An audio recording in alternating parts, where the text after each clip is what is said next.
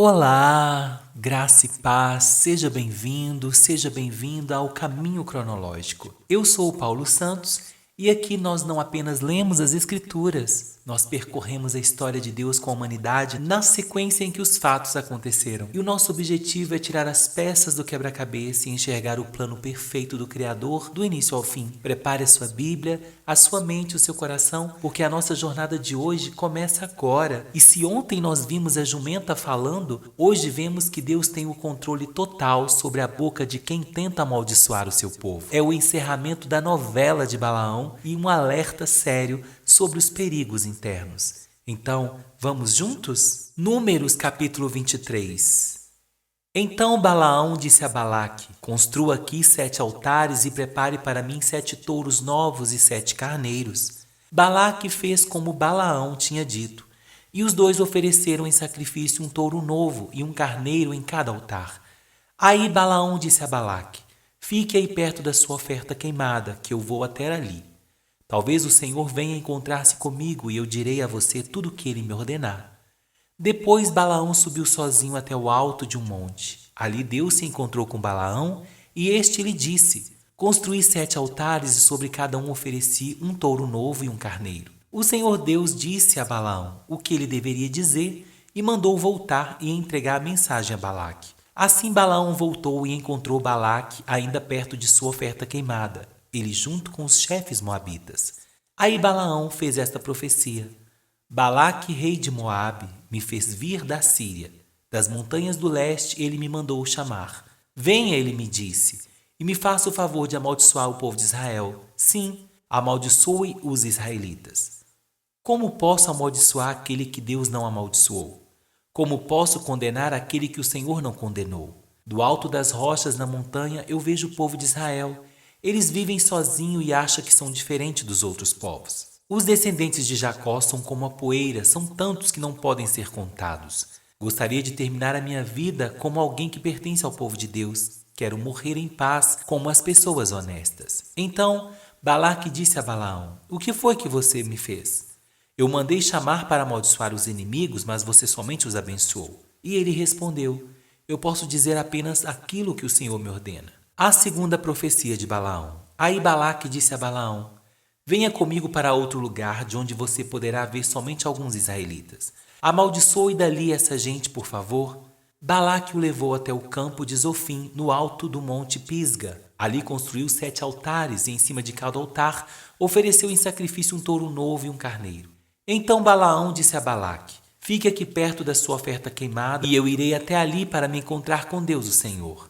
O Senhor se encontrou com Balaão e disse que ele deveria dizer e o mandou voltar até o lugar onde Balaque estava, a fim de entregar-lhe a mensagem. Assim Balaão voltou e encontrou Balaque ainda perto de sua oferta queimada, ele junto com os chefes moabitas.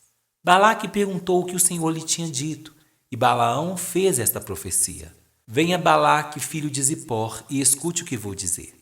Deus não é como os homens que mentem, não é um ser humano que muda de ideia. Quando foi que Deus prometeu e não cumpriu? Ele diz que faz e faz mesmo. Recebi ordem para abençoar, ele abençoou e não posso mudar nada. Vejo que no futuro do povo de Israel não há desgraça nem sofrimentos. O Senhor, seu Deus, está com eles e o povo está gritando que o Senhor é o seu rei. Deus os tirou do Egito, ele tem a força de um touro selvagem. A feitiçaria e a adivinhação não vale nada contra o povo de Israel. Agora todos dirão a respeito desse povo: vejam só o que Deus tem feito. Israel se levanta como uma leoa e se firma como um leão. Ele não descansa até que tenha devorado a presa e bebido o sangue das suas vítimas. Então Balaque disse a Balaão: se você não pode amaldiçoar o povo de Israel, pelo menos não o abençoe. Balaão respondeu: eu já não disse que só posso fazer o que o Senhor ordenar? A terceira profecia de Balaão. Então Balaque disse a Balaão: venha comigo que eu vou levá-lo a outro lugar. Talvez Deus queira que de lá você amaldiçoe os israelitas. Aí Balaque levou Balaão até o alto do monte Peor, no lado que dá para o deserto. Balaão disse a Balaque: construa para mim aqui 7 altares, me prepare 7 touros novos e 7 carneiros. Balaque fez como Balaão havia ordenado e ofereceu em sacrifício um touro novo e um carneiro em cada altar. Números 24. Desta vez Balaão viu que o Senhor queria mesmo que ele abençoasse o povo de Israel. Por isso não foi, como antes, procurar sinais para saber qual era a vontade de Deus. Pelo contrário, ele se virou para o deserto e viu o povo de Israel acampado, tribo por tribo. O Espírito de Deus tomou conta de Balaão e ele fez essa profecia. Esta é a mensagem de Balaão, filho de Beor. São estas as palavras do homem que pode ver claramente, que pode ouvir o que Deus está dizendo. Eu caio, os meus olhos se abrem, e eu tenho uma visão do Deus Todo-Poderoso. Como é bonito o acampamento do povo de Israel. Como são belas as suas barracas. Elas parecem filas de palmeiras, são como jardins na beira dos rios, como aloés plantados por Deus o Senhor, ou como cedros perto das águas. Israel terá muita água para beber e para regar as suas sementeiras. O seu rei será mais poderoso do que Agag, e o seu reino será famoso. Deus tirou os israelitas do Egito e luta por eles como um touro selvagem. Eles devoram as nações inimigas, quebram os ossos dos seus soldados e os matam com as suas flechas. Israel é como um leão poderoso. Quando está dormindo, ninguém tem coragem para acordá-lo. Quem abençoar o povo de Israel será abençoado, e quem amaldiçoar será amaldiçoado. Aí Balaque ficou com muita raiva de Balaão, com uma das mãos deu um soco na outra em sinal de ódio e disse: Eu chamei para amaldiçoar os meus inimigos, mas nessas 3 vezes você só os abençoou. Agora vá embora para sua casa. Prometi pagar bem a você, porém o Senhor Deus não está deixando que você receba o pagamento. Então Balaão respondeu: Eu disse aos seus mensageiros que mesmo que você me desse toda a sua prata e todo o seu ouro, eu não poderia desobedecer à ordem de Deus, o Senhor. Eu disse que não faria nada por minha própria conta e somente diria aquilo que o Senhor me ordenasse.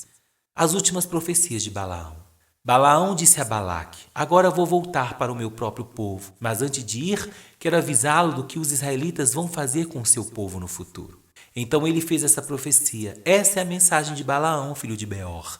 São essas as palavras do homem que pode ver claramente, que pode ouvir o que Deus está dizendo e receber o conhecimento que vem do Altíssimo. Eu caio, os meus olhos se abrem, e eu tenho a visão do Deus Todo-Poderoso. Olho para o futuro e vejo o povo de Israel, um rei como uma estrela brilhante. Vai aparecer naquela nação como um cometa, ele virá de Israel. Ele derrotará os chefes dos moabitas e acabará com seu povo orgulhoso. Ele conquistará os inimigos de Israel, os edonitas, e fará com que a terra deles seja sua propriedade. O povo de Israel mostrará sua força. Dos descendentes de Jacó sairá o dominador, que acabará com os que ficarem com a vida na cidade. Aí, em sua visão, Balaão viu os amalequitas e fez essa profecia. Ameleque era o povo mais poderoso de todos, mas no fim será destruído para sempre. Balaão viu também os queneus e fez essa profecia. O lugar onde vocês moram é seguro, seu ninho está colocado na rocha, mas vocês serão destruídos quando a Síria os levar como prisioneiros. Balaão fez mais esta profecia. Quem são estes povos reunidos no norte? De Chipre virão os inimigos nos seus navios. Eles conquistarão a Síria e Éber, mas depois eles mesmos serão destruídos para sempre. Depois Balaão se aprontou e voltou para casa. E Balaque também foi embora. Números 25. O povo de Israel adora Baal-peor. Quando os israelitas estavam acampados no Vale das Acácias, os homens começaram a ter relações com as mulheres moabitas. Elas convidavam o povo para as festas em que eram feitos sacrifícios aos seus deuses. E os israelitas tomavam parte nos seus banquetes e adoravam seus deuses. Assim, os israelitas se reuniram para adorar o deus Baal-peor, e por isso o Senhor Deus ficou muito irado com eles e disse a Moisés: Reúna os chefes do povo de Israel e os enforque diante de mim em plena luz do dia. Assim a minha ira contra o povo de Israel acabará. Moisés disse aos chefes: Cada um de vocês mate os homens das suas tribos que foram adorar o deus Baal-peor. Moisés e todo o povo estavam chorando em frente da tenda do Senhor. Então um dos israelitas levou uma mulher midianita para dentro de sua barraca, na presença de Moisés e de toda a gente.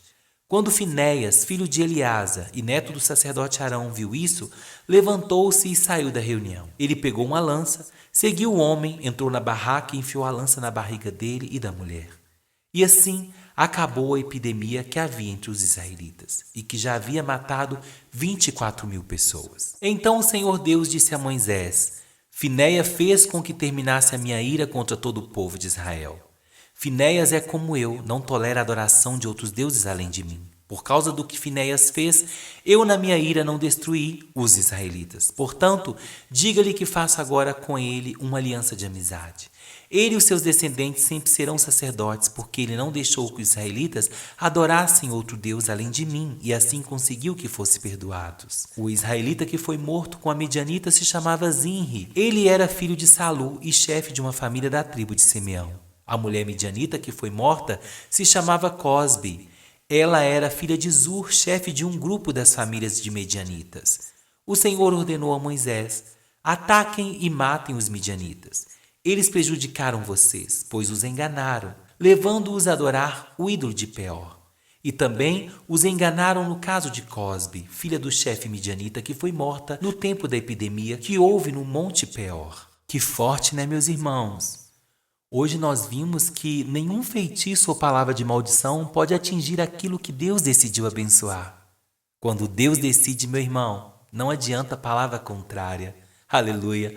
Porém, nós descobrimos que o maior inimigo de Israel não estava do lado de fora com exércitos, mas na sedução que vinha de dentro. Então, o que nós vimos nesse episódio hoje? Em Números 23 e 24, nós vimos os oráculos de Balaão.